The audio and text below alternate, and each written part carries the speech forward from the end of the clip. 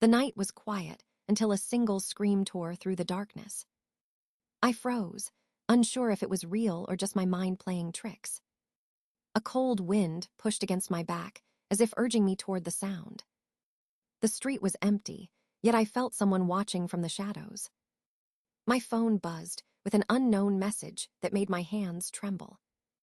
It warned me not to take another step, but I was already moving forward. Something about this moment felt planned, as if I had walked into a trap. And deep down, I knew the truth was waiting just ahead. I kept walking even though every instinct told me to turn back. The silence around me felt heavy, like it was waiting to swallow my voice. A street lamp flickered above, throwing broken light across the cracked pavement. I scanned the alley ahead, but nothing moved except a drifting piece of paper. My breath formed thin white clouds as the temperature dropped without warning. I wondered why the scream had sounded so close, yet left no trace behind. A rusted gate creaked open on my left, swinging as if pushed by an unseen hand. I hesitated, then stepped toward it, unable to ignore the pull of curiosity. Inside the yard, weeds curled around forgotten toys scattered across the ground. It looked like a place abandoned in a hurry, as if life had stopped mid-motion. My phone vibrated again, and the same unknown number sent a single sentence. "Don't trust what you hear tonight." The warning only deepened the unease crawling up my spine. I tried calling back, but the line went dead before the first ring. A dog barked in the distance, sharp and frantic, then abruptly went silent. I gripped the fence as a sudden wave of dizziness washed over me. Something felt wrong with the air, thick with a metallic scent I couldn't place. I stepped farther into the yard and felt the ground shift beneath my shoe. I crouched down and brushed away the dirt until something smooth appeared.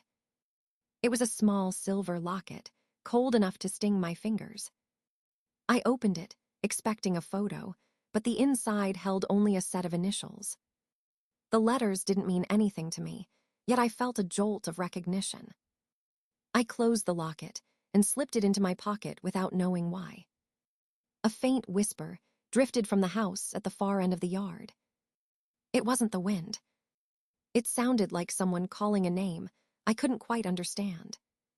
My heart pounded as I walked toward the narrow porch warped with age.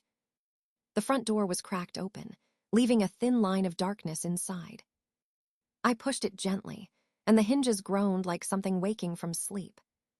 The smell of dust and old wood filled the air as the room revealed itself. Furniture lay covered in sheets, shaped like silent ghosts frozen in place. A mirror on the wall reflected nothing but my own pale, uneasy face. I stepped forward and heard the floorboards creak beneath my weight. Somewhere deeper in the house, a soft thud echoed, steady and deliberate. I followed the sound, even though fear clawed at my throat. The hallway was long and narrow, swallowed by shadow at the far end. As I approached the last door, it trembled once as if something brushed it. I reached for the handle with a hand that wouldn't stop shaking. And when I pushed the door open, the darkness inside moved. The darkness shifted like a living thing, waiting for me to step closer. I held my breath as my eyes adjusted to the faint outline inside the room. A single chair stood at the center, turned toward the wall as if in punishment.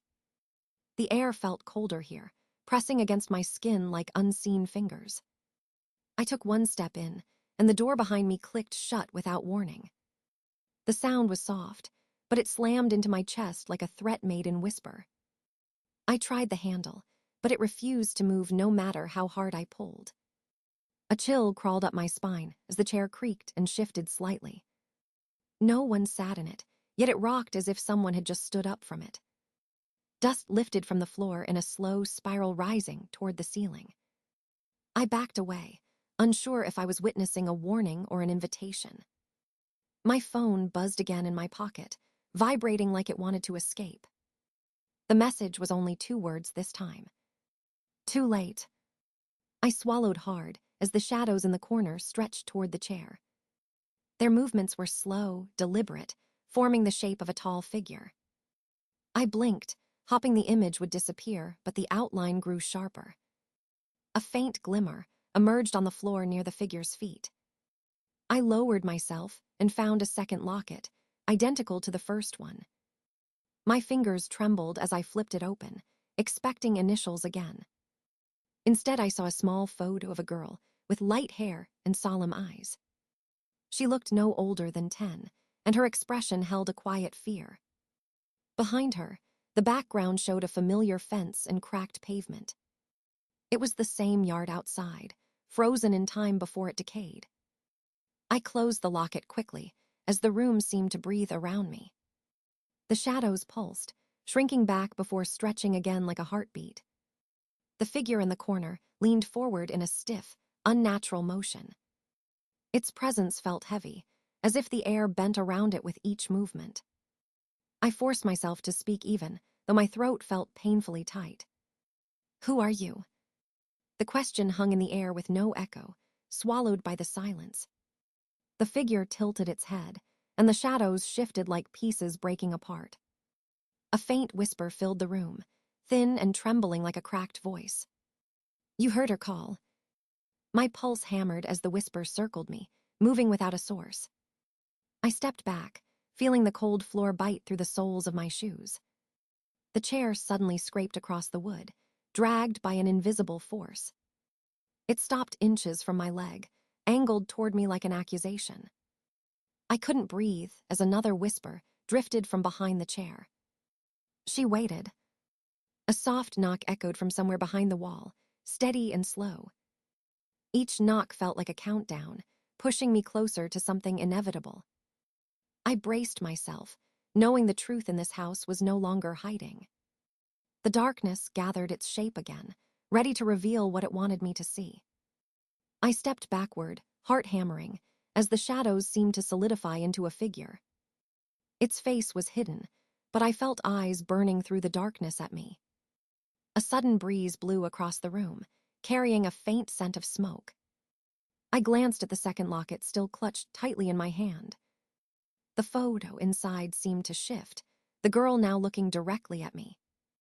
Her expression was urgent, almost pleading, and it made my stomach twist. The figure moved closer, gliding across the floor without a sound. Each step felt measured, deliberate, like it was counting my heartbeat. I stumbled backward and knocked over a covered table, shattering the silence. Sheets fell to the ground, revealing dusty objects frozen in place for decades. The whispers grew louder, overlapping, as if a chorus had awakened. "You shouldn't be here," one voice hissed from the shadows. Another added, "She's still waiting." I clutched both lockets, my fingers numb, wishing I could disappear. A cold hand brushed against my arm, light but firm, sending chills down my spine.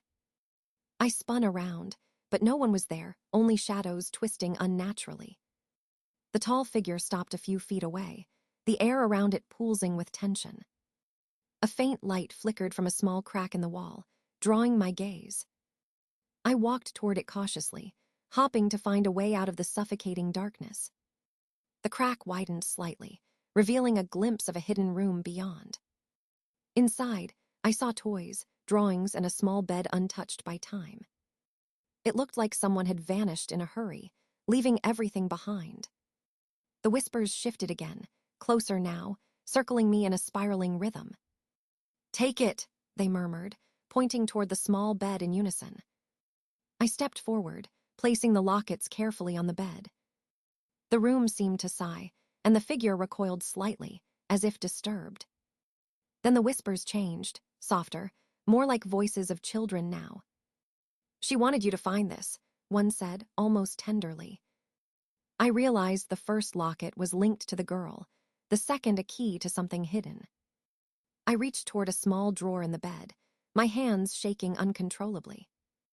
Inside lay a folded letter, brittle with age but still readable.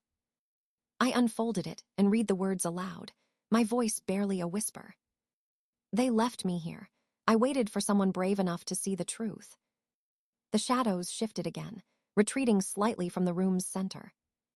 The tall figure seemed to shrink, less menacing, almost sorrowful now. The air grew warmer, lighter, as if a weight had been lifted. I clutched the letter and the lockets together, understanding the connection. The girl in the photo seemed to smile faintly, the urgency in her eyes easing. A final whisper echoed, soft, fatting. "Thank you for finding her." I stepped back slowly, the hidden room still glowing faintly in the darkness. The door to the hallway creaked open, revealing a path I hadn't noticed before. For the first time, I felt hope amidst the fear that had gripped me. The figure vanished, leaving only the lingering echoes of the girl's plea. I turned toward the hallway, ready to follow the path and uncover the rest. Every step felt lighter, though the memory of the shadows stayed etched in my mind. The house was quiet again, but the story it held was no longer lost. I stepped into the hallway, feeling the floorboards creak beneath each cautious step. The walls were lined with faded wallpaper, peeling at the corners like old skin. A faint light flickered at the far end, barely illuminating the narrow passage. I held both lockets tightly in my hand, as if they could guide me forward. Every sound seemed amplified, the hum of electricity, the whisper of the wind. A shadow darted across the hallway, too quick to identify but real enough to freeze me. I swallowed hard and pressed onward, following the dim glow ahead. The air felt thick, heavy with dust and something I couldn't name. I reached a staircase, descending into a basement that smelled of damp wood. The light here was weaker, casting long, sinister shadows on the walls. I could hear something moving in the distance, soft scraping, like nails on stone. The whispers returned, low and insistent, circling around me like a warning. "She waits below," one voice hissed from the darkness. I felt my pulse spike, fear clawing at my chest, but curiosity pushed me forward. The basement walls were lined with shelves, filled with old, dusty jars. Each jar contained a small object, buttons, locks, fragments of broken toys. Some seemed ordinary, but others radiated a strange, unsettling energy.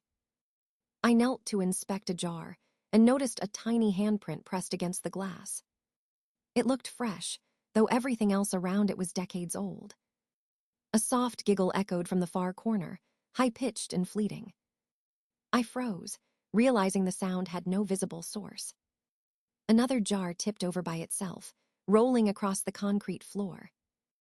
Inside was a small figurine of a girl, identical to the one in the photo. I picked it up, feeling a strange warmth in my hands as if it recognized me. The shadows in the corner began to twist and swirl, forming vague shapes. I could make out the faint outline of the girl from the photo, hovering near the shelves. Her eyes were wide, filled with both fear and hope. I whispered, "I found it, I found you." She tilted her head, almost questioning my words, then pointed to a locked door. The door looked ordinary, but a strange aura surrounded it, pulsing gently. I approached, hesitant, and tried the handle. It turned easily, swinging open to reveal a hidden room beyond. Inside, a small bed was neatly made, toys lined up as if waiting for someone. A faint light filled the room, warmer than any I had felt in the house. I set the lockets and the figurine on the bed, sensing the space relax. The whispers softened, no longer urgent but almost thankful. The girl appeared fully now, stepping out from the shadows with a small smile. Her hand reached toward me, and I instinctively took it in mine. A breeze filled the room, carrying the scent of flowers I couldn't place. The sense of danger lifted, replaced by an eerie calm that felt almost sacred. I realized she had been trapped, waiting for someone to acknowledge her presence. The basement no longer felt oppressive but protective, like a sanctuary. I took a step back, feeling the story of the house unfold before me. The girl looked at me one last time, and then slowly faded into the soft light. I left the hidden room, the door closing quietly behind me. For the first time, the house felt empty, but not abandoned. The truth had been found, and the lingering shadows seemed at peace. I climbed the stairs, ready to face the rest of the house with new understanding. I climbed the stairs slowly, my footsteps echoing against the old wooden steps. The hallway above felt different, quieter, but the air still held a strange weight. The faint flicker of light guided me toward a room at the end of the corridor. I paused outside the door, listening for any hint of movement within. A soft murmur drifted through the crack beneath the frame, almost like a sigh. I pushed the door open and stepped inside, my hands trembling slightly. The room was filled with old photographs, stacked and scattered across the floor. I knelt to examine one, seeing faces frozen in time, some smiling, some solemn. Among them was a photograph of the girl from the basement, standing alone. Her expression seemed to plead for something, a silent message I couldn't ignore. I flipped through more photographs, noticing patterns and familiar scenes. Many showed the house as it had been decades ago, alive with people. Some pictures were newer, oddly recent, though no one else had been here. I realized the girl had been leaving a trail, trying to guide someone like me. A low thud echoed from the far corner, making my heart race again. I turned toward the sound and saw a small door partially hidden behind a curtain. The door creaked open slowly, as if inviting me to step inside. I hesitated, gripping the lockets in my hand for courage. Inside was a narrow staircase, winding down into darkness, colder than before. I descended carefully, feeling the chill climb up from the stone beneath my feet. The whispers returned, soft but insistent, filling every corner of the space. "She's waiting," they said, urging me forward with a sense of urgency. At the bottom, a small chamber opened up, lit by a single candle burning steadily. In the center sat an old rocking chair, gently moving back and forth. A tiny handprint appeared on the floor beside it, glowing faintly in the dim light. I knelt, feeling a connection between the handprint and the girl's figurine. The shadows shifted behind the chair, forming shapes that mirrored her figure. I placed the figurine on the chair and stepped back, watching the shadows react. The chair stopped rocking, and the air seemed to vibrate with a soft energy. A small voice echoed through the chamber, clear and calm now. "Thank you," it said, fading into silence as if a burden had been lifted. The candlelight flickered, casting dancing shapes across the walls. I felt a warmth in the room, replacing the fear that had held me tight. The chamber seemed alive now, filled with a peaceful presence I could feel. I stood, clutching both lockets, understanding that the girl's spirit was free. A door at the far end of the chamber opened into a passage I hadn't noticed. Light spilled through it, guiding me back toward the main house. The whispers were gone, replaced by the quiet hum of the house itself. I ascended the narrow staircase, emerging into the hallway with a sense of calm. Every step I took felt lighter, unburdened by the fear that had followed me. The photographs seemed to watch me, but now they felt like allies, not warnings. I paused at the top of the stairs, feeling the full weight of what I had discovered. The house was no longer a place of terror, but a story, finally understood. I moved forward, ready to face whatever remained with courage and clarity. Each step echoed like a heartbeat, marking the end of one journey and the start of another. I walked down the main hallway, feeling the weight of the house lift with every step. The air was warmer, filled with the faint scent of old wood and sunlight. I glanced at the walls, noticing faded paintings and photographs that seemed less menacing. The shadows that had haunted me before now lingered harmlessly in the corners. I approached the living room, where dust-covered furniture waited silently. The lockets in my hand seemed to hum softly, a reminder of the girl's presence. A soft wind moved through a cracked window, carrying the faint sound of distant laughter. It was faint, but unmistakable, like a child playing just out of sight. I stepped closer to the fireplace, noticing a small envelope tucked into the hearth. I picked it up, carefully opening the yellowed paper inside. The note read, "You found her, you have given her peace." A shiver ran through me, but this time it was different, relief mixed with awe. I moved toward a tall cabinet against the far wall, curious about its contents. Inside were books, journals, and letters, all neatly arranged and untouched. I flipped through a journal, reading the careful, deliberate handwriting of the girl's guardian. It described the events that had trapped her spirit in the house for decades. I understood now that the house had been a prison, but also a record of life before tragedy. A faint creak sounded above me, but it didn't carry the same threat as before. I climbed the staircase to the second floor, moving cautiously but with purpose. Each room told a story, showing remnants of life paused mid-motion. Toys lay in corners, clothes folded neatly, books open to mid-chapter pages. The girl's influence was evident in subtle signs, tiny drawings, footprints, trinkets left behind. I felt her gratitude in the way the air shifted around me, lighter with every step. A door at the end of the hall opened into a small study, its window framing the night sky. I stepped inside, the moonlight illuminating the dust motes floating gently in the air. On the desk lay a single photograph of the girl, smiling as if alive again. I set the lockets beside the photo, completing the connection between past and present. The shadows around the room seemed to bow, retreating into corners and walls. I realized the house was no longer holding on to her. She was free at last. A soft creak behind me drew my attention, and I saw the front door ajar. Moonlight spilled across the floor, inviting me to leave the house behind. I hesitated, taking a last look at the place that had tested my courage. The walls no longer whispered threats, only memories preserved in silence.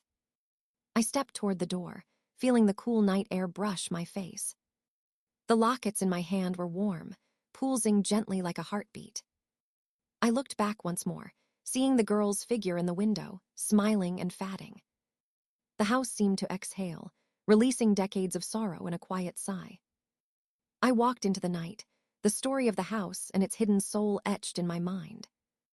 Every step away felt like leaving behind fear and carrying forward understanding. The path ahead was dark, but for the first time, I felt ready to face it. The night was quiet, but now it held possibility instead of dread.